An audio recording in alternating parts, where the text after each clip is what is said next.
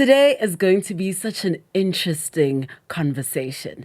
Can you imagine going to idols twice, right? And then you can't necessarily continue in the competition because you've literally lost your voice.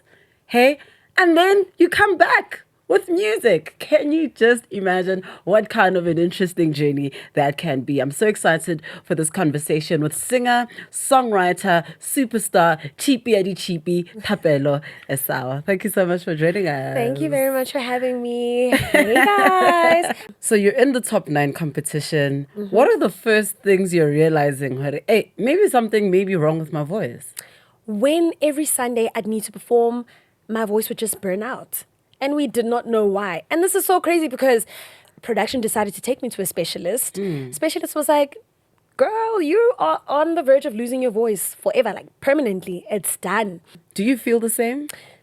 Excuse me. I'm glad I didn't win too. Why? I am. So I got eliminated, they got vindicated, and here I am, I'm dealing with this thing in private, and they now have even more due to say, yeah, Vele, we knew why, you know? Goodness. And I'm just in time, this is a lot. We're all about sharing the facts and teaching the tricks. Let's talk all things about music, the life of music.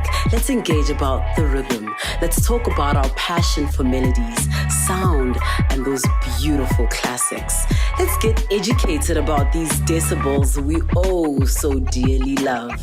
On this podcast, we talk about these politics. Welcome to Music Politricks. Sanbonani, Dimelang, Exe, Nakalina Ken Nabusi, Baba Kulu, Baba Dese, Bariki, the Queen of Pitori, and welcome to another episode of Music Politricks. This is where we learn everything there is to learn about music. We are here to learn all the facts and, of course, teach all the tricks. A big shout out to everybody who's showing us love on YouTube. Most of you, though, who are watching via YouTube are not subscribed, so make sure that you just do the right thing. Click on that subscribe button, like, and of course comment, and share with us what kind of conversations you would like to have where music is concerned. And a big shout out to everybody on Apple Podcasts as well as Spotify as well. Now, today is going to be such an interesting conversation. Can you imagine going to idols twice, right? And then you can't necessarily continue in the competition because you've literally lost your voice. Hey? And then you come back with music. Can you just imagine what kind of an interesting journey that can be? I'm so excited for this conversation with singer, songwriter, superstar, cheapy Thapelo Esau. Thank you so much for joining us. Thank you very much for having me. Hey guys. I'm so excited to be here. You are so gorgeous. Hey. Thank you very much. So are you. Oh, thank you so much. Thank you. Sure, man. It's so good to see you. I mean, the first and the last time I saw you, you were dropping a single, which is your debut single. And for me, that is so mind-boggling because I feel like you've been in this industry. I have, but more so very hidden in the industry, I guess because of the hiatus that I took right after the competition. Yeah. So but we'll get into that. Sure, of course. I wanna fall slow. Yes. Yeah, what was it like growing up go East Rand? So, I just have to say, they say who the East Rand is where the talent comes from. I'm just saying. I'm just saying. Look, growing up in the East Rand, in Foslo to be specific, amazing childhood, Kingwanakasi. Shaped, molded by the hood. Geez, what a trip. I have some of my best memories from Kukasiko Foslo. Yeah, and what you see today, ki product yako Bozi 1475. Come on. Yes. And it's so wild that your grandmother studied music. Yeah, she did. She My did. goodness. So my grandmother, guys. So my grandmother's a teacher by profession, but then she also went on to study music as well, right? On the side, it's just that it's something that she never really fully pursued. Okay. But, I come from a family of creatives, intellects, but mostly creatives as well. So I guess that's where the music bug kind of stems from. You know, my mom sings, my grandmother sings, my dad can sing, my sister sings, you know, so yeah, it runs in the family. So what was it like growing up in a situation like that where everybody can sing and of course your grandmother even went over and above to study music? Yeah. What was it like? I mean, le chop the onions on a Sunday, Lila Sunday cause singing. Yeah. What do you guys do? It was amazing in the sense that I guess it allowed me to fully embrace myself as a musician, you know, because it was never something that was ever blocked. You know, like how some families are super, super strict, especially about the creative industry. Yeah. You know, growing up in that type of environment really, really allowed for that flexibility on my end. So for me, I'm really, really grateful that I grew up in that type of household where we sang all the time. You know, like I always say, there were these concerts that used to play on SABC1 when we were growing up, right? Yeah. You know, the Beyonce concerts and whatnot. Absolutely. And Beyonce's concerts would always come up on SABC1. Beyonce wasn't the star anymore. Yeah. I was the star now. Listen, I was the one in front of the TV performing for them. So, you know, I grew up in that type of household, a household that really embraced the creative side of who Thapelo is. And what kind of music are you guys listening to? Everything you can think of, but you know, because we grew up in the church, I grew up in the church, mostly R&B, gospel, so you know, we listen to singing, Proper.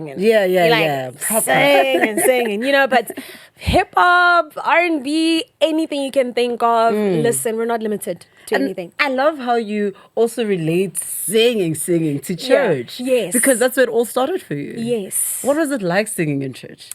Sure.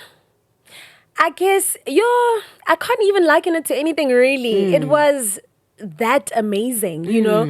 I feel like I've always known that I was able to sing, but for me, being able to really capture that feeling in church was something really special for me, because I feel like that's when I fully became aware of the talent. And so for me, it was really special that it's something that really was cultivated in church first, because I'm very spiritual as well. Sure. So like it was really awesome that that's where it started, and having you know, the support of the church at large is also something that's really etched in my heart. So yeah, the church is a very special place for me and my talent. Yeah. And then of course, as you're growing up, you want to also pursue this music thing. Yeah. Was Idols that first time where you're like, okay, let me try take it seriously? So I mean, Idols was like a South African staple, right? It's like in every household. So you know, I feel like that was the platform, I'd say, that really allowed for us musicians to really step onto a stage of that magnitude. So that's also, like, I grew up on Idols. Yeah. So that was the first platform I'd say, I was like, yeah, I want to be there. Yeah, Idols was that for me. And it's so interesting to hear your voice now, because your voice was quite hoarse. Very hoarse. It's crazy. Yeah, I grew up with a very hoarse voice. Yeah, even in church. Your whole life. My whole life, I grew up with a hoarse voice. I'm like, no, because like it really was natural for me. Lo and behold, into a competition, a different story. Okay, cool. All right. Yeah. Walk me through this. So you enter the competition the first time, right? And how is that journey from the day you're auditioning to the actual day where you realize that, oh snap, I need to go? Yeah. She's from the first time. Okay, so I think the first time around I entered the competition, right? It was a thing of Ogutsi. Okay, this is something that I've always wanted to do. Definitely on my bucket list. Probably first on my bucket list, really. You know, it's where I wanted to see myself as a superstar, where I want to start this journey. So for me, it was more exciting more than anything. So when I didn't fully progress, I believe I made it up to theatre week just before I fell short, just before top 16. Yeah, I fell short then. And for me, I just took it as a learning curve. Sure. And I was like, I really want to do this, so I'm going to go back. Okay. And then I went back the second time around 2017, season 13, and that's when, you know, I progressed. Yeah, and you got to top 9. Top 9, yeah. So you're in the top 9 competition. What are the first things you're realizing? Hey, maybe something may be wrong with my voice. When every Sunday I'd need to perform, my voice would just burn out. And we did not know why. And this is so crazy because, you know, growing up and singing, as much as I used to sing a lot, right? And it was just never an issue that ever occurred, Yeah. right? So I entered the competition, and that's what happened. That's actually what happened in the first season. Well, the first time around I entered the competition, I fell short because my voice just gave out. Yeah, so then the second time around I progressed. Now I can see the end is in sight, most. The goal is, it's nigh, it's here. And the voice is just like, no, Sissy, something is wrong. So production decided to take me to a specialist. Specialist was like, girl, you are on the verge of losing your voice forever, like permanently. It's done. Oh my. So it started off as nodules and then eventually developed into cysts on my vocal cords. My goodness. Yeah, it was hectic. It was hectic. So I guess the strain and the pressure of the competition eventually, got to me. So how would you feel when you're singing in that condition? I mean, is it sore? Is it painful? Is it uncomfortable? Not at all. That's the crazy part. Like, I'd sing, obviously I could feel that, I feel like there's a lot of pressure here, but nothing really that would stop. The only thing, obviously, that I could not do is perform at my optimum, so that's what I could not do. But, nothing out of the ordinary. That was what's crazy about it. My goodness. Yeah. And after the conversation with the specialist? Yeah, after the conversation with the specialist, I had to think about a lot of things. I had to consider a lot of things. Yeah. I was fortunately given the opportunity to voluntarily leave the competition because, at the end of the day, we don't want a competition like that to be responsible for me losing my voice permanently and now me not being able to pursue music even outside of the competition, right? So fortunately, I was given that opportunity to leave, but I said no. I declined it. I was like, no, I'm going to soldier on. If it gives out, it gives out, but, let me just try. Yeah. Let's see how far I can push it. So I guess it was faith more than anything that kept me going. You are so brave. Well, if that's what you want to call it, but yeah, that's what kept me going. Thank you. And then after that, okay, you decide that you're staying, but now how did you then eventually leave the competition? So, I stayed on the competition. Competition went the way the competition is supposed to go. We left it up to the voters. I eventually got eliminated. After, I was so mad. I won't even lie. I was so mad because I felt like I got eliminated after my best performance. Oh my. After my best performance. But you know what? I was like, it's fine. Yeah. It's okay. So I got eliminated after that. We left it up to the voters, like I said. And then I took the decision to then go for surgery. Okay. After the competition. I was reading a couple of comments that people were actually saying in terms of you being voted out at the time, and a lot of people started blaming the Idols institution that, this is so unfair. Why do you think that is? I don't know. Well, you know what? I think my voice was the scapegoat. So then it was easy for people to have something to blame it on. Okay. You know what I'm saying? Fair. But, at the end of the day, a competition is a competition. And the best has to win in that season. Yeah. So that's what happened. But like I said, my voice was the scapegoat. They were like, yeah, she was probably eliminated because of that. Because it didn't make sense. Because that's why I'm saying that I feel like I got eliminated after my best performance. Everybody felt that way. Yeah. So then, people wanted to make it something else, something that it was not. Yeah. So guys, you guys can relax. It wasn't that. It wasn't that. It was purely just because I guess it was time for me to leave the competition. So I've had interesting conversations with some people that have been on Idols, right? And I think one of the most interesting comments I've heard was that it was Botlhale. Botlhale was like, you know what? I'm so glad I didn't win Idols. I really loved the platform, but he would have hated the fact that he won. Yeah. Do you feel the same? Excuse me. Dreamstream, a place to create yourself. Record video, music, and podcasts in our full-service studio.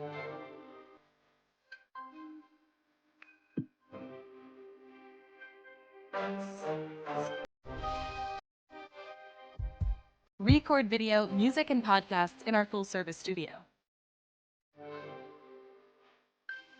Dreamstream, a place to create yourself.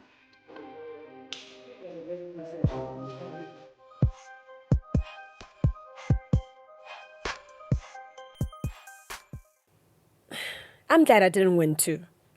Why? I am. Listen, there's nothing wrong with winning the competition. There isn't. But you know what?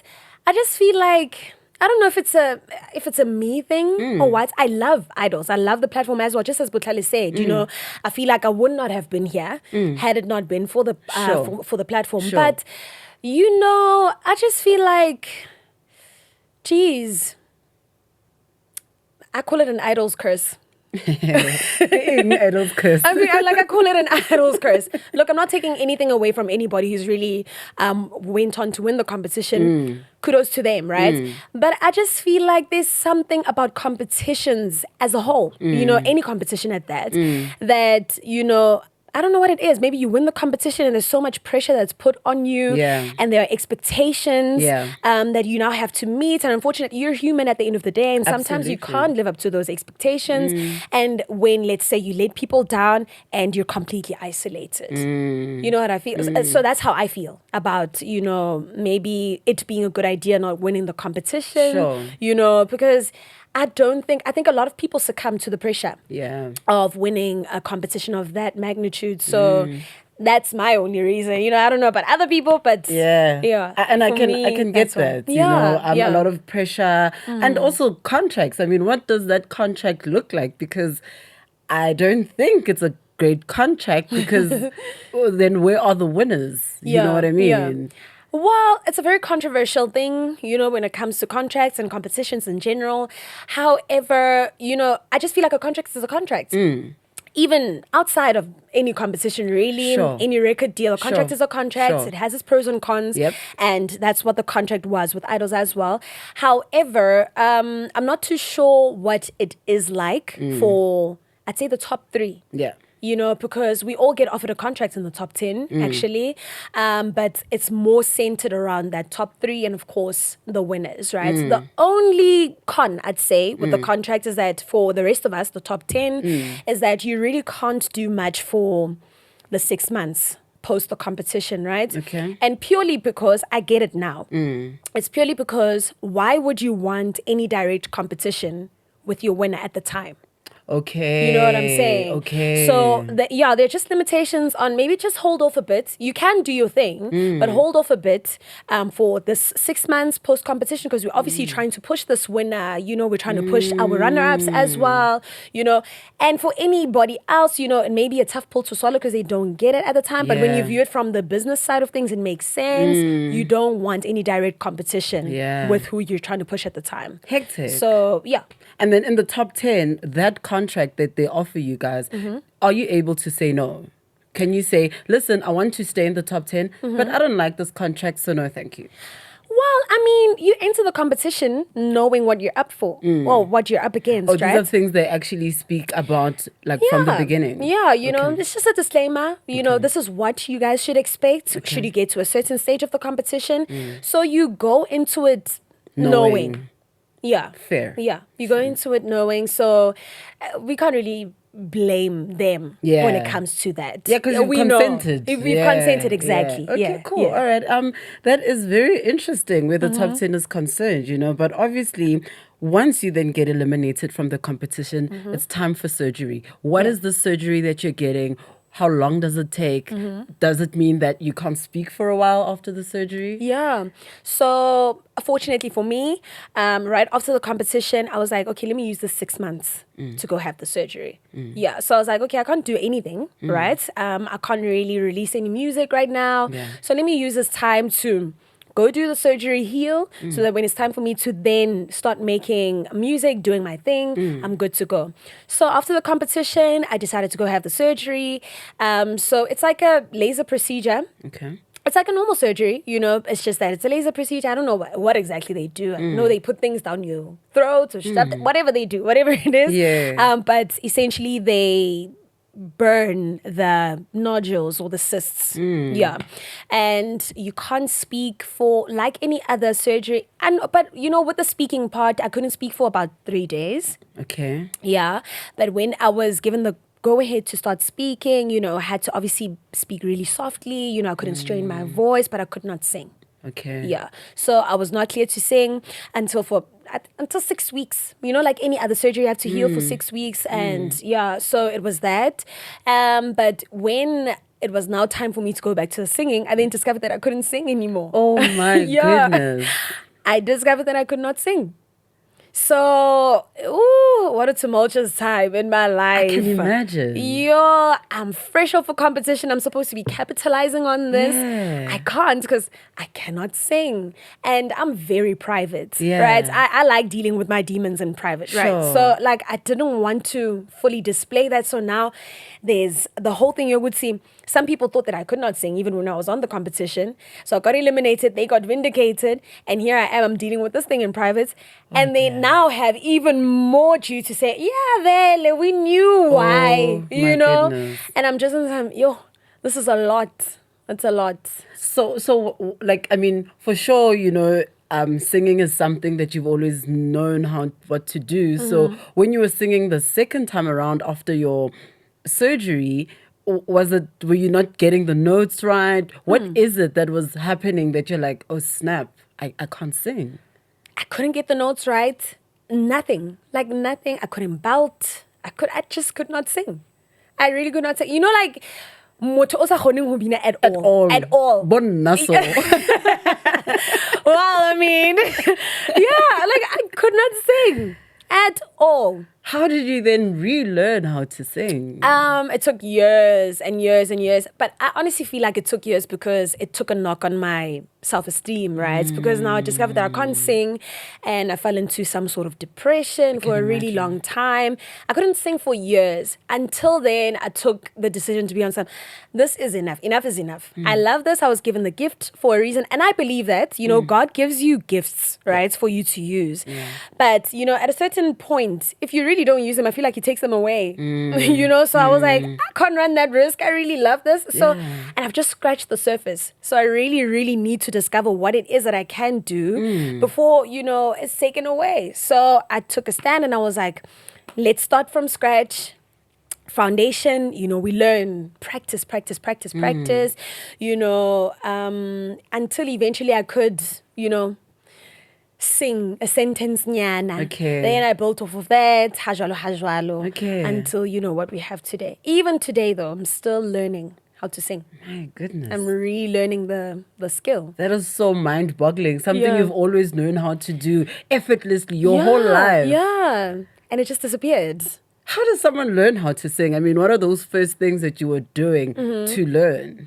So obviously, you know, with some people, they go to vocal coaches. You know, after surgery like mine, you're always encouraged to go to speech therapy as well. Okay. I guess, you know, these are things that are expected after a surgery like that. Yeah. And then, of course, you know, you undergo training.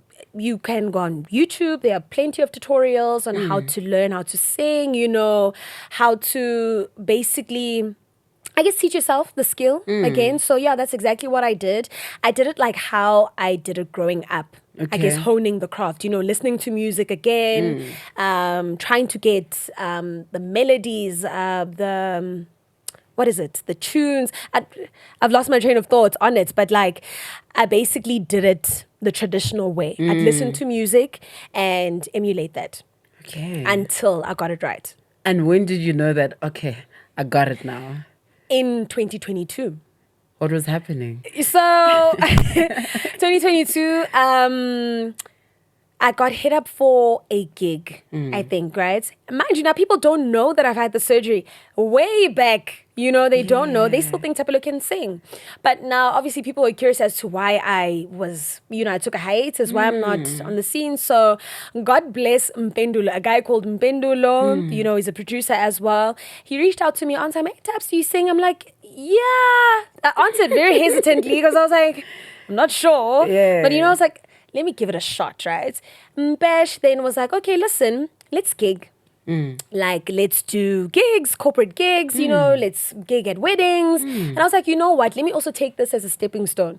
So, you know, I used that opportunity. And even then, it was bad, but he was patient, but it was bad, you know. But I was like, at least I'm doing something, I'm learning again. Yeah. So that's when I then took the step, king. This is something that needs to, but it was coming together, slowly but surely by then. And then from there, it was a springboard to, you know, I guess me learning it the way I know it should be learned. Sure. Yeah. Mental health is a very, very important thing in this industry, especially, Yeah. you know.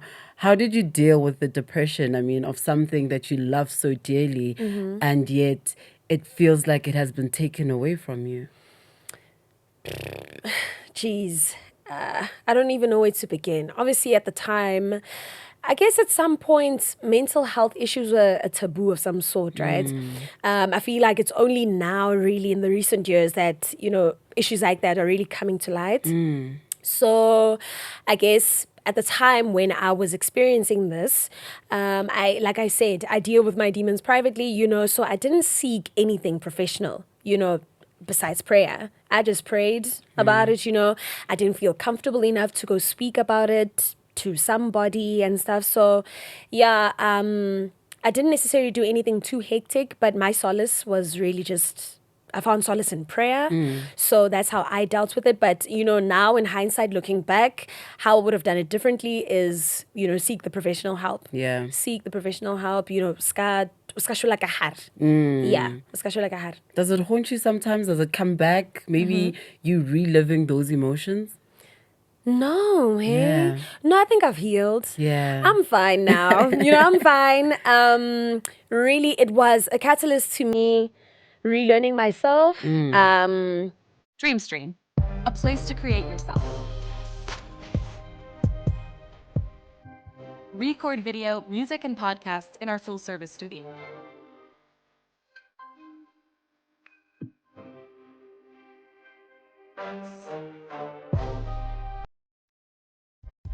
Record video, music, and podcasts in our full-service studio. Dreamstream, a place to create yourself.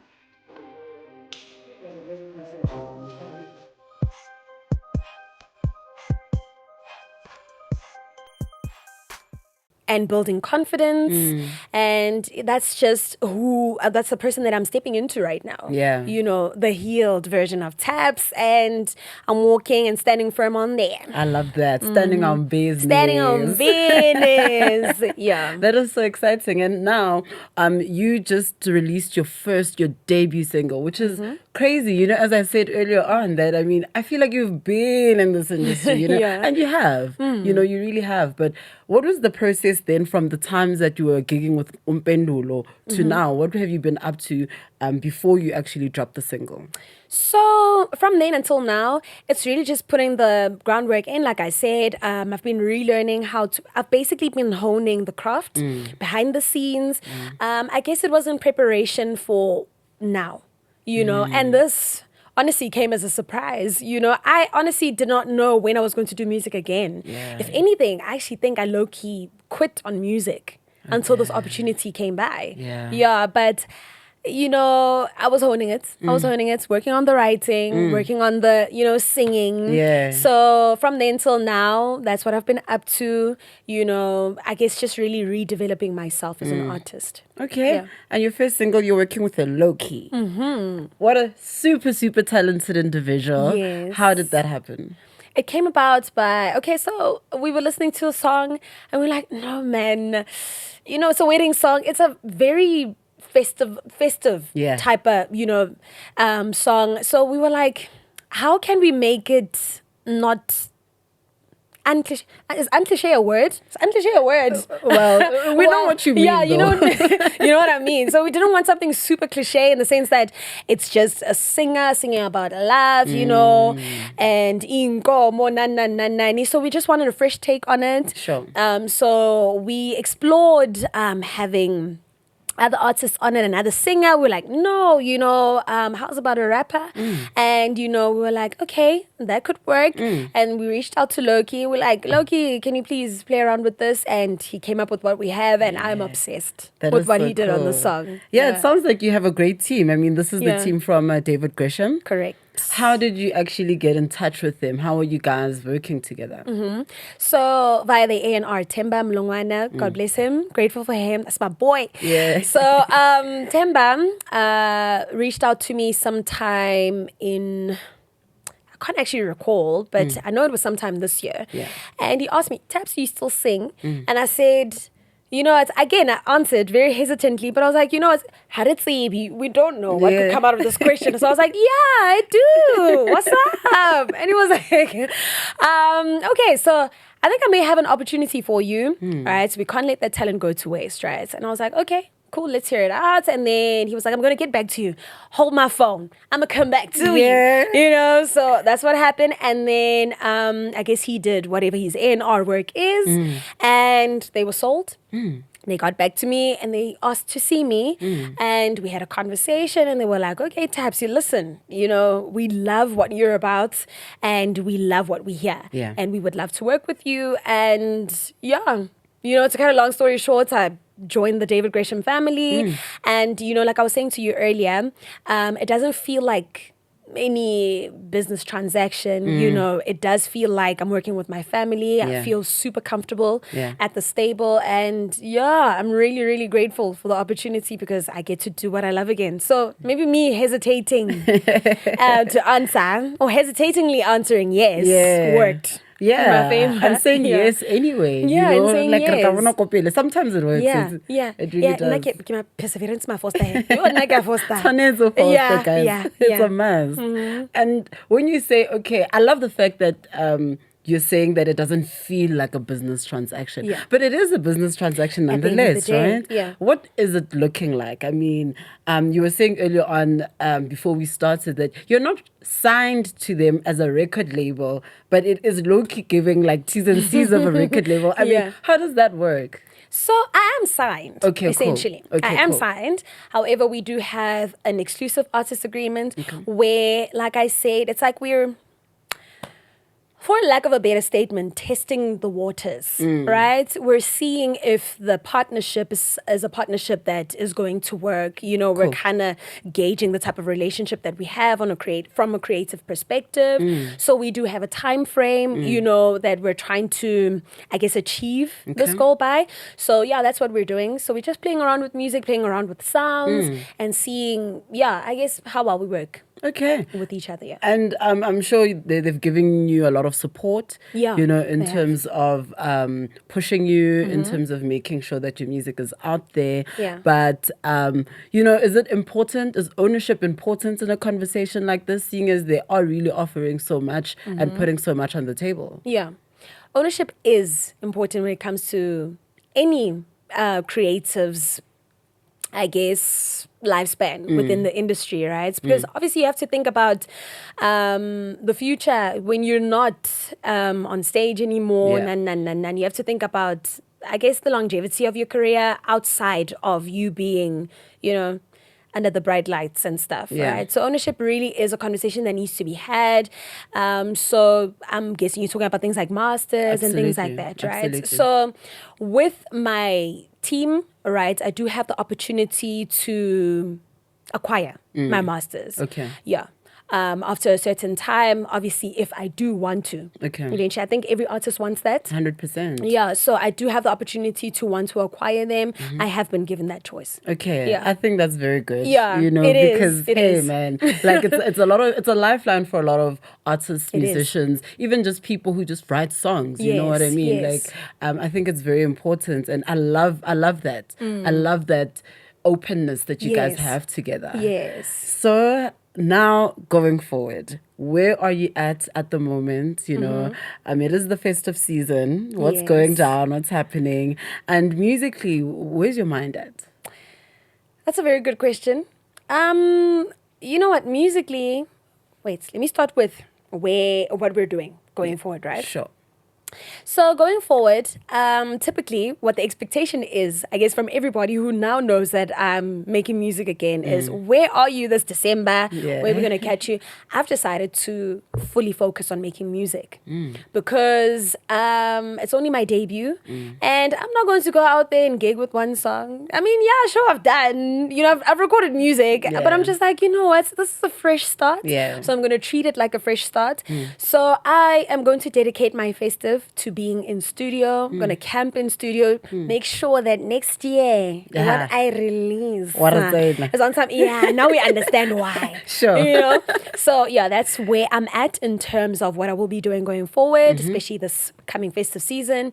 And where I'm at musically is I'm at a very... So, typically, right, I was the type of artist that was very... that had what's the word that I'm looking for a word. Is it linear focus? Okay. Yeah, whatever it is. I was dead set on doing one thing, and that was R&B. I'm an R&B artist at heart, right? Obviously, it stems from growing up in the church and being a gospel singer, right? So obviously, springboard to R&B. So that's what I've always wanted to do. And, you know, I guess over the years, that's what I was really hell-bent on doing. And maybe that's why, you know, things weren't working out, you know, because it's a beautiful genre. It's what I am about, right? But, you know, ideally, I am in Africa, right? And perhaps it's an opportunity for me to explore how rich Africa really is in terms of culture and music, right? So where I'm at musically right now is exploring just that. It's really exploring just how rich our culture is and making music based on that. And, you know, eventually then, I guess, combining what I am about as an artist with that, you know, bringing those two worlds together. So I'm at a very diverse headspace, I guess. Yeah, when it comes to my music. Yeah, I am willing to explore. I am willing to collaborate with different types of artists. So, yeah, I'm at a very exciting phase of my life in terms of, you know, where the music is concerned. Okay. Yeah. I love that. I love that you're so open to any types of music right now. But what wouldn't you do? Genre-wise. What wouldn't I do? Oh my God, Bacardi. Okay. Yeah. No hate, no shade. I love it. I dance to Bacardi. But I can't. I feel like it's a skill. It's very niche, right? Yeah. I feel like people within the Bacardi space, only them. Like only they can kill it. Only they can finesse it like that. You know, and like it don't feel like I'm like, get oh my gosh. You know what I'm saying? So I guess it's Bacardi. Yeah. But I will be jamming and grooving to it though. Okay. Okay. So only Bacardi. Bacardi and Kitlabeling happy. Yeah, off the top of my head. Yeah. That's what I guess. That's the only genre maybe I wouldn't delve into. But you never know. Yeah. You never know. Maybe I could be really creative. Guy on Bacardi. Hey. Yeah, okay, cool. You never know. So it's nice because that means that you confirm her. You would actually play around in the Amapiano space. Yes. I have actually. Yeah. With who? I've recently collaborated with an artist producer called Sipho Magudilela. We have a song out called Hamba Dali. It's a piano song, very nice, very soulful. Yeah, we were talking about Hamba Dali. It's fine. I get it. Yeah. And who would you like to collaborate with? Because I'm sure you do want to at some point put out an EP, put out some more music, right? Correct. Who do you have your eye on? In South Africa, I would really, really love to collaborate with... I would have loved to collaborate with the late AKA. May his soul rest in peace. I would love to collaborate with KO. Yeah. I'd love to collaborate with KO, but I'm a girl's girl, right? Yeah. So I'd love to collaborate with our girls. Your Shekinahs, Ami Fagus, your Mahus, you know. That's where I'm at, you know, Mfundo Mo's. You know, I believe in girl power. Yeah. So that's what I want to do. That's where I have my sights set on right now. Yeah. No, that's very exciting. Are there any timelines? I don't like giving myself timelines because I feel like it's a trap. I feel like it's a trap. Next year, oh, I understand that. Exactly. Okay. But all in due time. All right. All in due time. Thank you so much for making time to come here. You know, it's so interesting to hear how you have overcome. It's one thing to really like go through something, and as life really does, you know, like life gives you some challenges. Yeah. But for a challenge to be so close to your heart, oh my, what are some lessons that you've picked up along the way? To keep your head up, as difficult as it may be, keep your head up, keep going. more than anything. It's okay to not be okay, right? But always remind yourself of who you are, the power that you have, the gifts that you have. You've been given them for a reason. Your gifts are supposed to be used to heal something, to heal the world, form part, or what's this? Form part of making a change, I guess, qualifying that we live in today. It's a hard knock life for real. Yeah. It's a really, really rough world. And, you've been given it for a reason. So keep going as, unkind as it may be sometimes. Just keep going because there's a reason. Like I said, you've been given that craft or that gift, whatever it is, and it's going to heal you. Yeah, so keep going, persist, eba perseverance mafosta luena until something happens. Don't quit.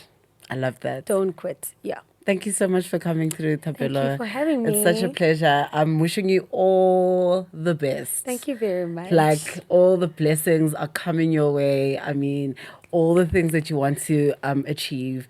And may God really just make sure that every single thing that your heart desires, you receive. Thank you so much. I received that.